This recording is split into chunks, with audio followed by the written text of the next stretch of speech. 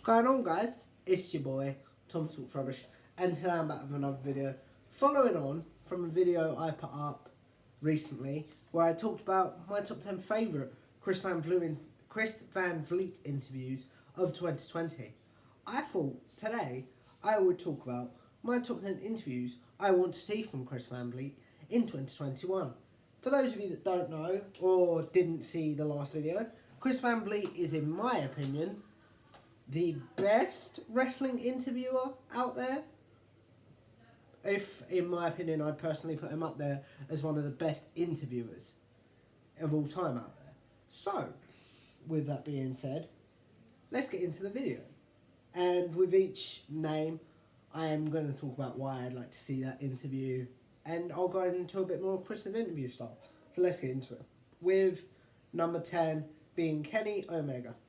The only interview I could find Chris has done with Kenny Omega on his channel is a 6-minute one with the Young Bucks that took place about 3-4 years ago. And so much has changed for Kenny Omega in that time. He's now AEW's World Champion. He's now AAA Champion. He's now in a partnership with Don Callis. He's now in AEW. So I would love to hear about all of that. I'd love to hear about his plans for the future, where he sees his wrestling career going. Does he want to work with New Japan more? Does he want to... Who's his remaining matches he wants to have with? Where does he want AEW to be by the time he retires? Etc. Number 9 is Tony Schiavone. For those of you that don't know, Tony Schiavone is one of the lead commentators on AEW Wrestling, but he was also the main commentator for WCW back in the 90s. So I feel like it would be interesting because you'd hear two different perspectives. His perspective on AEW at the moment, and his perspective from when he was working for WCW, particularly in the 2000s. I'd be interested to hear about, because that's when the company started going downhill. And you could tell that he was not pissed off with the company, just not happy. So I would really enjoy that.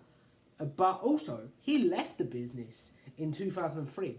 After WCW closed in 2001, he had one solitary appearance for Impact Wrestling in 2003. Then he left the business right up until, I think it was 2017. And he started work for MLW. So I would be very curious to know what brought him back. Why did he leave the business for so long?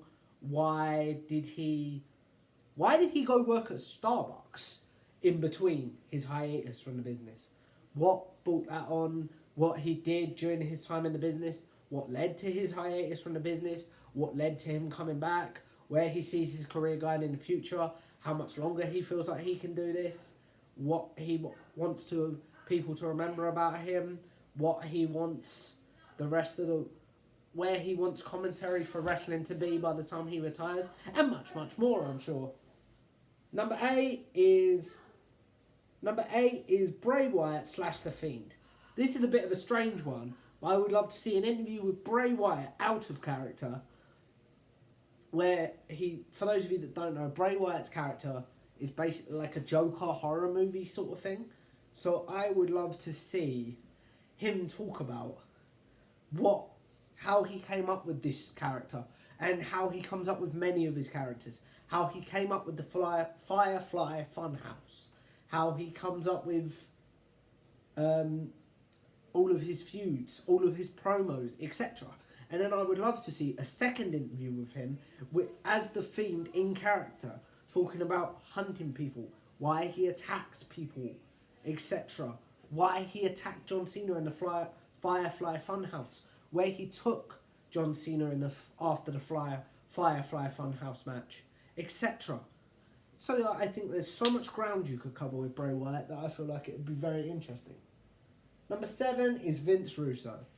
This is someone that is either revered or hated by wrestling fans, depending on your perspective. And he was WWE's main writer during their most profitable period in the Attitude Era. So I would love to see him talk about some of his biggest achievements in the Attitude Era, how he became a writer for WWE, why he left and jumped to see WCW in 2000, where the state of wrestling now, because I know he's not too big of a fan of wrestling now, why he doesn't like wrestling now, etc. What would it take for him to get back into wrestling full-time or even part-time? And also, to finish that point off, his thoughts on Jim Cornette. And speaking of Jim Cornette, number 6 is Jim Cornette. I would love to see Jim Cornette's thoughts on the current business, because I know he's not a fan of it and he feels like wrestling should be real and like a simulated fight all the time. His thoughts on AEW, because I know he's not too high on them. What it would take for him to get back in the business full time. How he would run a wrestling promotion if he had his way. And bits like that, really. But also, I'd love to hear about some of his famous moments. From his famous tennis racket moments. From his working on commentary in the WWE and outside of WWE, etc. Number 5, and I am sure this one needs no introduction, but Stone Cold Steve Austin. For that, there's so much you could cover with Stone Cold Steve Austin. His career, why he walked out on his career in WCW and ECW when he first started. His career with the Hollywood Blondes, with Brian Pillman. Sorry, my brain farted then. How he felt about being let go from WCW. His Austin 316 promo in the 90s. In WWE, in WWF at the time, the Attitude Era, the beer bath he gave the corporation, the Milk-O-Mania moment with Kurt Angle, why he didn't want a job to Brock Lesnar in 2002, and his retirement in 2003, and now the Broken Skull sessions on the WWE Network. So much you could cover with Austin that I feel like you could get multiple interviews out of this. Number 4 is, and this is a bit of an odd one, an independent wrestling promoter. I would love, as a content creator, the interviews I enjoy the most that Chris does are with other content creators, such as his interviews with Simon Miller, his interviews with, who's the Busted Open Radio guy, who I can't remember his name right now. I'm really sorry. His interview with Sam Roberts, his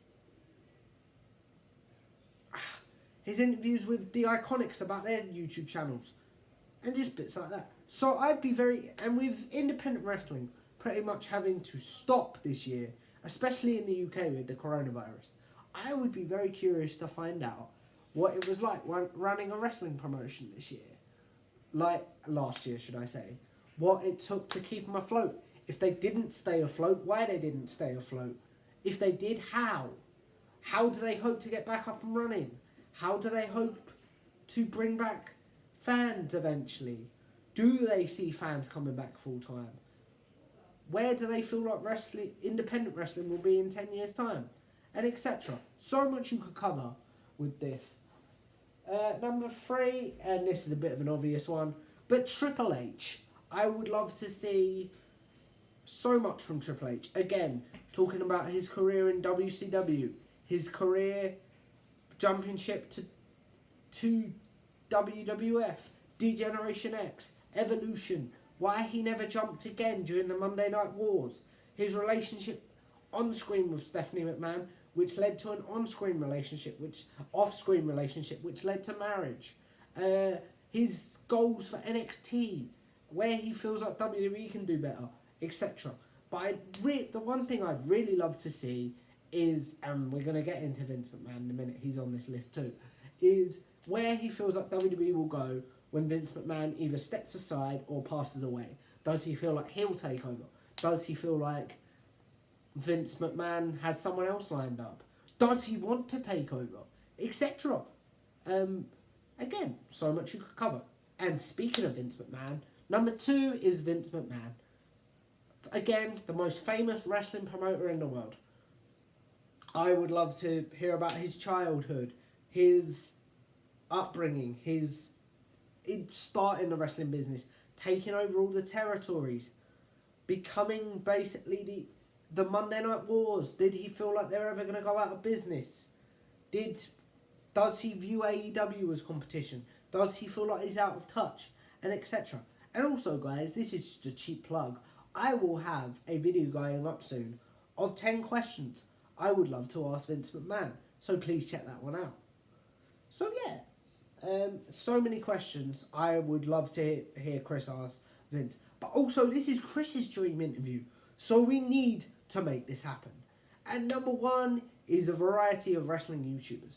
There's so many wrestling YouTubers that I feel like could benefit from the rub, from getting an interview from Chris. Like the Cultaholic Boys, Brian Zane, other guys from What Culture like Adam Cleary and Adam Nicholas and bits like that.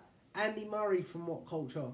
But also the Wrestle Talk guys, Stephen Larson, Guy Moore. I'd all love to hear about all their creative processes, how they came up with series for their channel, how they feel like their channels could unite to create a big one or to collaborate more. Like, how their creative process happens. As a content creator, they're the ones I enjoy most. But my main interview, if you want to boil it down to just one YouTuber, would be Adam Blompier. For those of you that don't know, Adam Blompier used to work for What Culture Wrestling and now works for What Wrestle Talk. And originally left the business. There's so many stories I feel like Adam would have, from What Culture and WCPW to Cultaholic, and then eventually leaving, his break from YouTube and Wrestle Talk, etc. So those are my top 10 lists. And also, guys, I'm on the road to 300 subscribers by my birthday on March 29th. So if you like this video, please hit subscribe. Remember, guys, to quote the great man Chris Van Vliet himself, as my t-shirt says, vague goals get vague results. Smash your specific goals. Please hit subscribe, like and share this video, and I'll see you in the next one. Bye!